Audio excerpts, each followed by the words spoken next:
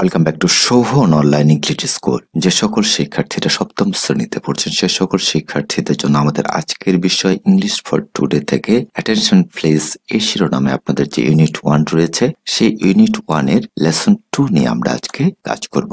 আপনাদের এই জায়গাটাতে ক্যান, উড এবং কুড এর ব্যবহারটা সুন্দর করে আলোচনা করা হয়েছে। এখানে যতটুকু ইনফরমেশন রয়েছে সেই ইনফরমেশনের আদলে আমরা আরো সুন্দর কিছু ইনফরমেশন আপনাদের জন্য অ্যাড করেছি। একটু দেখতে থাকুন। আমরা পর্যায়ক্রমে 8টি পৃষ্ঠা রয়েছে আপনাদের এখানে। অনেক সুন্দর করে আপনারা একবারে সারা জীবনের জন্য বুঝে যাবেন এর ব্যবহারটা। আশা রাখি আপনাদের ভালো লাগবে। সেকশন 1 এ আপনাদের একটি কনভারসেশন দেওয়া ছিল। লেসন 1 আউটসাইড স্কুল, স্কুলের বাইরে। খেয়াল করেন প্রথমে listen and read this short conversation. এটা শুনতে হবে এবং এটা পড়তে হবে। ফাহিম প্রথমেই 1 নম্বরে ছিল Fahim, can I borrow your pen please?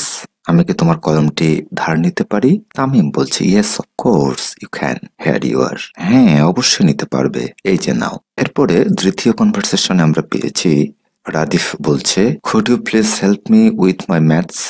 তুমি কি আমাকে গণিতে সাহায্য করতে পারবে? Sorry I can't, I am not good at maths. দুঃখিত, পারবো না, আমি গণিতে দক্ষ নই। এর পরবর্তীতে রয়েছে আপনাদের 3 নম্বর যে কনভারসেশনটি। সিস্টার বলছে would you turn the television of?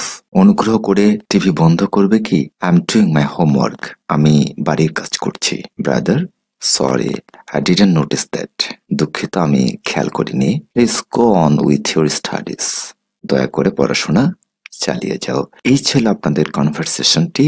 এই কনভারসেশনে দেখেন যে যে বিষয়গুলো ব্যবহার করেছে, এখানে উডের ব্যবহার রয়েছে, এখানে আপনাদের কান্টের ব্যবহার রয়েছে, এখানে কুডের ব্যবহার রয়েছে, এখানে অফকোর্স, এরপরে ক্যান। তাহলে এই কয়েকটি নিয়েই এটার সরাসরি এখানে ব্যবহার করেছে। এই ব্যবহার থেকেই পরবর্তীতে আপনাদের কাজ দেওয়া হয়েছে যে সেকশন বি তে গিয়ে complete this dialogues using suitable words. But আমরা এই কাজগুলো করার আগে আমরা তো শুধু পড়ে আসলাম এই কনভারসেশনটা, তাই নয় কি? আমরা এটা পড়ে আসলাম, বাট আমরা ক্যানের ব্যবহার, কান্ট, উড এবং অফকোর্স এবং ক্যান নট, ক্যান এর ব্যবহারটা কিন্তু এখনো শিখিনি আসলে কোনটা কোন জায়গায় ব্যবহার করছি। তো চলুন আমরা শুরুতে আগে এটার ব্যবহার শিখবো, তারপরে এটার অ্যান্সার আমরা করব। এটা হচ্ছে আমাদের বেস্ট ওয়ে আমি মনে করছি। তাহলে আপনারা অনেক বেশি উপকৃত হবেন। খেয়াল করেন can, can't, could and would এর ব্যবহার উদাহরণ সহ ব্যাখ্যা। ক্যানের ব্যবহারটা আমরা দেখিয়েছি, আর এই যে আলোচনাটা এখানে করা হয়েছে এগুলোর ব্যবহার কিন্তু আরো বিস্তর পরিসরে রয়েছে। বাট এখানে আমরা নিয়েছি আপনাদের যে কনভারসেশনটা আমরা দেখে আসলাম 3টে কনভারসেশন, তার আলোকেই মূলত এই রুলস গুলো সাজানো হয়েছে। শুরুতেই ক্যান, ক্যান ব্যবহার করা হয় যখন আমরা কিছু করতে পারি বা অন্য কারো কাছে অনুরোধ করি তখন। উদাহরণ যদি আমরা দেখি, for example can I borrow your pen? আমি কি তোমার কলম ধার নিতে পারি? Yes of course you can, হ্যাঁ অবশ্যই পারো। এখানে ব্যাখ্যা হিসেবে আমরা যেটা দেখিয়েছি ক্যান দিয়ে আমরা অনুমতি চাইতে পারি এবং অন্য কাউকে সাহায্যের প্রস্তাব দিতে পারি। আপনারা কিন্তু মনে রাখবেন এই যে এর ব্যবহারটা, দ্যাট মিনস এই ব্যাখ্যাটা কিন্তু আপনাদের মনে রাখতে হবে, তাহলে আপনারা পরবর্তীতে ইজিলি যে কোনো জায়গায় এটা ব্যবহার করতে পারবেন। এরপরে আসেন ওইটারই বিপরীতটা হচ্ছে কান্ট, কান্টের ব্যবহার। কান্ট হলো ক্যানট এর সংক্ষিপ্ত রূপ। এইটার সংক্ষিপ্ত রূপটাই হচ্ছে আমরা কান্ট হিসেবে লিখে থাকি। এটি ব্যবহার করা হয় যখন আমরা কিছু করতে অক্ষম বা না বলতে চাই, এই ক্ষেত্রে আমরা এটা ব্যবহার করে থাকি জাস্ট ক্যানের বিপরীত। উদাহরণস্বরূপ আমরা নিয়েছি সরি আই কান্ট, দুঃখিত আমি পারবো না। I can't help you with maths, আমি গণিতে তোমাকে সাহায্য করতে পারবো না। আপনাদের যে কনভারসেশন গুলো ছিল সেটার আলোকে কিন্তু আমরা এক্সাম্পল গুলো সেট আপ করেছি। এরপরে ব্যাখ্যাটা খেয়াল করেন, কান দিয়ে বোঝায় যে কাজটি করা সম্ভব নয় বা অনুমতি দেওয়া যাবে না। এর পরবর্তীতে আসছেন আমরা কুড নিয়ে আলোচনা করব। এই ফাঁকে আপনাদের বলে রাখতে চাই শিক্ষার্থীরা, আপনারা যখন এই ক্লাসটি করছেন অবশ্যই একটা নোট খাতা এই বিষয়গুলো নোট করে নেবেন, অথবা এসএস ব্যবহার করবেন, অথবা এই ক্লাসটি প্রথমবার বুঝতে না পারলে আরো 2-3 বার করবেন। তাহলে কিন্তু সারা জীবনের জন্য আপনার এই ক্যান, কুড, কান্ট, মাস্ট ইত্যাদি যে মডেলের ব্যবহারগুলো আছে, এখানে যে কয়েকটি আছে উড, দুঃখিত মাস্ট নেই, উড আছে, সেটা কিন্তু আপনার একবারে ক্লিয়ার হয়ে যাবে। এরপর আমরা কুড নিয়ে আলোচনা করব। খেয়াল করেন কুড হলো ক্যান এর ভদ্রতাপূর্ণ রূপ। দ্যাট মিনস ক্যানের আরেক ধাপ এগিয়ে হচ্ছে কুড। এটাও ভদ্রতাপূর্ণ ক্যানটা, বাট এর থেকে আরো বেশি আপডেট, আরো বেশি পোলাইট, সেটি হচ্ছে কুড। এটি সাধারণত বিনয়ী অনুরোধ বা অতীতের সক্ষমতার জন্য ব্যবহার করা হয়। এই দুটো সেন্স থাকে, খুব বিনয়ী অনুরোধ এবং অতীতের সক্ষমতার ক্ষেত্রে। আমরা যদি এক্সাম্পল দেখি, could you help me with my maths, তুমি কি আমাকে গণিতে সাহায্য করতে পারবে? আবার could you wait a minute please, তুমি কি 1 মিনিট অপেক্ষা করতে পারবে? ঠিক এভাবে এর ব্যাখ্যাটা খেয়াল করেন, কুড ব্যবহার করলে কথাটা আরো নম্র এবং ভদ্র শোনায়। বাট এই জায়গাগুলোতে আপনি কিন্তু কেন ব্যবহার করতে পারেন, বাট ক্যানের পরিবর্তে আমরা যেটা করব, কুড ব্যবহার করব, আরো বেশি নম্র এবং ভদ্রতা যেন বোঝায় এবং শোনায় এজন্য। এরপরে আসেন আমরা জেনে নিব উড সম্পর্কে। উড ব্যবহার করা হয় অত্যন্ত ভদ্র অনুরোধ করার জন্য। খেয়াল করেন কি কি শব্দটা বলা হচ্ছে, অত্যন্ত ভদ্র অনুরোধ করার জন্য। উদাহরণস্বরূপ যদি আমরা একটু দেখে নিই, would you turn off the television, তুমি কি টেলিভিশন বন্ধ করবে? Would you carry my bag please, তুমি কি আমার ব্যাগ বহন করবে? ব্যাখ্যাটা খেয়াল করেন, উড সাধারণত ভদ্রতার সাথে ব্যবহার করা হয় এবং এটি অনানুষ্ঠানিক পরিস্থিতিতে বেশি ব্যবহৃত হয়, দ্যাট মিনস ইনফর্মাল সিচুয়েশনের ক্ষেত্রে। আর আনুষ্ঠানিক সিচুয়েশন গুলোতে আমরা ফর্মাল বলে থাকি। আমরা যেটা শিখলাম সেটাকে যদি সংক্ষেপে একটা টিপস আকারে মনে রাখি, তাহলে এরকম করে আপনারা মনে রাখবেন, ক্যান সাধারণত সাধারণ অনুরোধ এবং অনুমতির জন্য, আর কান্ট এটি হচ্ছে ব্যবহার করা হয় না বলা বা অক্ষমতা প্রকাশ করার ক্ষেত্রে। কুড বিনয়ী বা ভদ্র অনুরোধের জন্য। দেখেন এখানেও কিন্তু আপনাদের অনুরোধ রয়েছে, ক্যানেও কিন্তু আপনাদের অনুরোধ রয়েছে, বাট আরো বিনয়ী বা আরো এক ধাপ এগিয়ে কুডের ব্যবহারটা। উড অত্যন্ত ভদ্র এবং অনানুষ্ঠানিক অনুরোধের জন্য। এখন যে আমরা রুলস গুলো শিখলাম, এই রুলস গুলো শিখে আপনারা যারা বুঝেছেন প্রয়োজন আরেকবার দেখে নেন। এখন যদি আপনি বি নাম্বারটা কমপ্লিট করতে যান, তাহলে কিন্তু আপনার কাজটি সহজ হয়ে যাবে।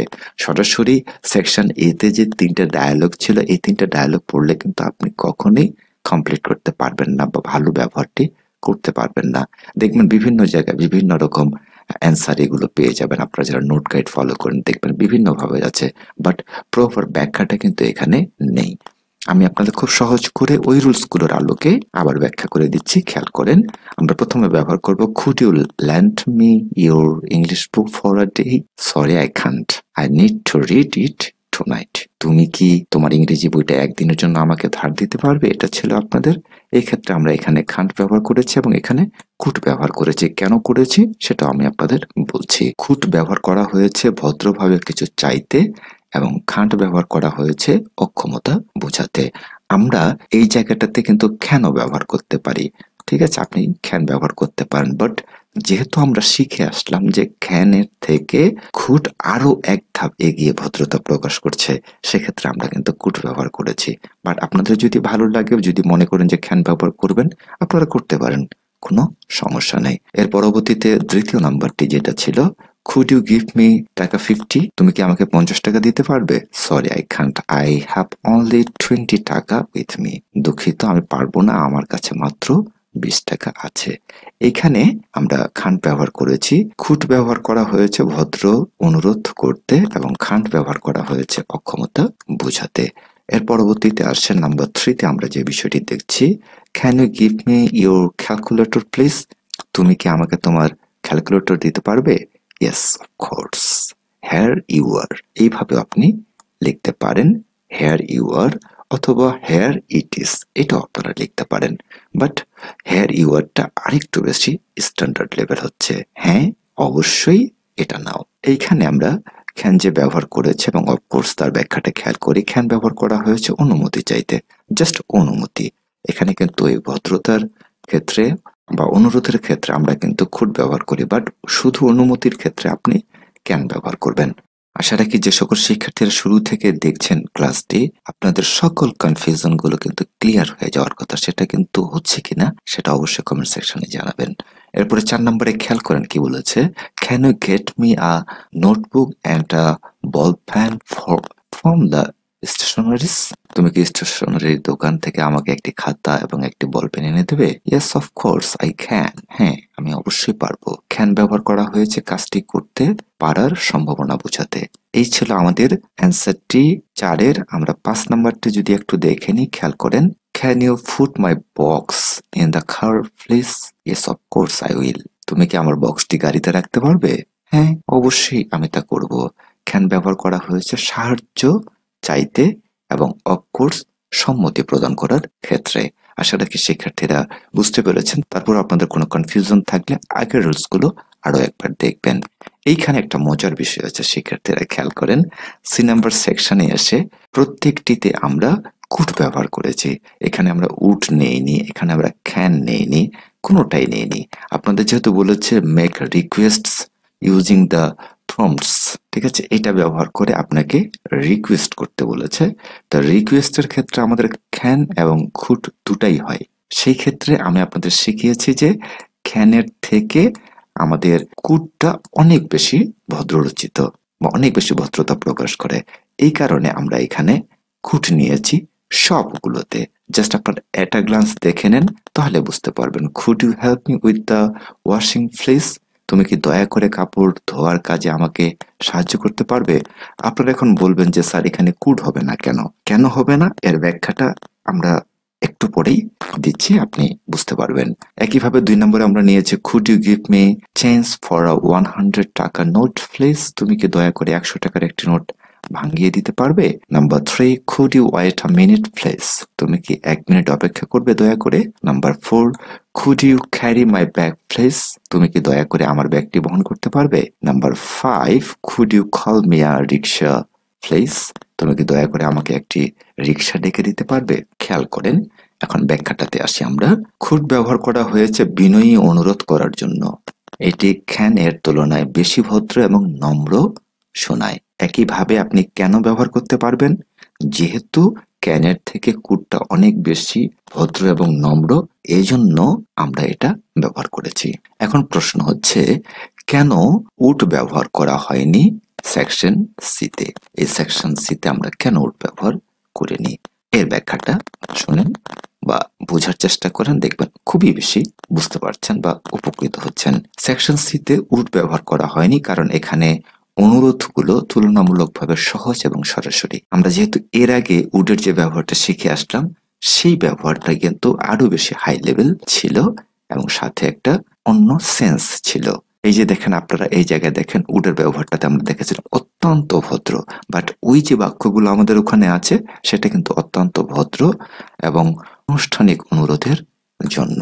আমরা সেখানে না নিয়ে এই জন্য আমরা কুডকে নিয়েছি বিনয়ী বা ভদ্র অনুরোধের জন্য, বাট অত্যন্ত ভদ্রতা আমাদের ওখানে প্রয়োজন হচ্ছে না। চলেন আমরা ব্যাখ্যাটাতে ফিরে যাই। হ্যাঁ, আমরা চলে আসছি। এরপরে খেয়াল করে আশা রাখি শিক্ষার্থীরা বুঝতে পেরেছেন। চলুন আমরা এরপরে কুড নিয়ে কথা বলি।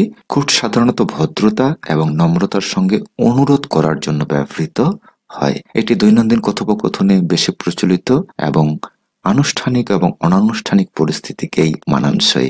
দ্যাট মিনস ফর্মাল ইংলিশ এবং ইনফর্মাল ইংলিশ উভয় ক্ষেত্রেই কিন্তু কুড প্রযোজ্য হচ্ছে। তাহলে এই জন্যই কিন্তু আমরা এখানে উডের ব্যবহারটা করছি না। এরপরে আসেন, আরো কিছু কথা আছে।